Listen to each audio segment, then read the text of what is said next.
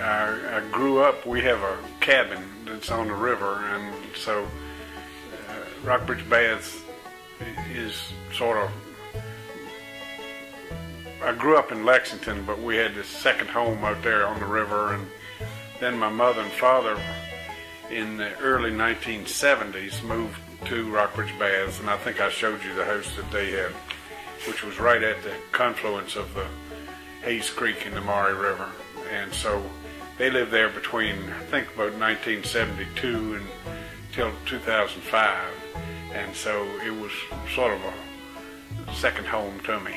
And I've always felt like Rockbridge Baths was sort of just as much my home as Lexington is. But where I am now is not in the watershed of Hayes Creek. I had a little log cabin, which you saw, and when I married in 1985, I moved into Lexington, and then the flood came in November of '85 and really damaged the cabin a whole lot, and so that's when I bought this property over here, and this community is called Steele's Tavern. Is where I live now. We have about 50 acres here, and about 18 or 20 of it's in the forest, and approximately 30 of it is in open land, which I use only about 5 acres for growing nursery stock. And I've got my shop up at the top, and I do some woodworking up there, and that's kind of the way I'm plan to make my living in the future. November the 5th, they call it the election day flood, because it was election day, and huge flood came, and the average flow of the Maury River is somewhere between 125 and 175 cubic feet per second in early November of every year.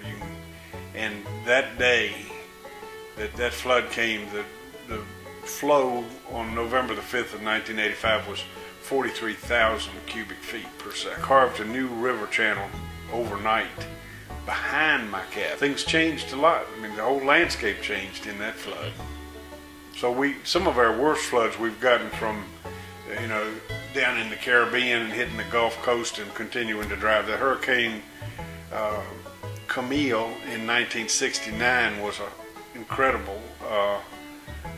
incredible flood, but 1985 was just about as bad.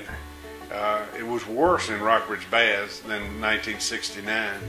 People's memories of this area, before the flood and after the flood, before the 69 flood, before the 85 flood, and then we've had some big floods in 1995 too.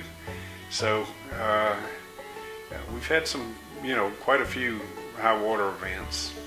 Measure a flood by how often it is likely. So they say you have a 100-year flood. Mm-hmm. That's a flood that is more likely to come once in 100 years. Mm-hmm. Well, we had 2 500-year floods. One was in '69, one was in '85. So 2 500-year floods, 25 years apart from each other, and some other significant ones in between.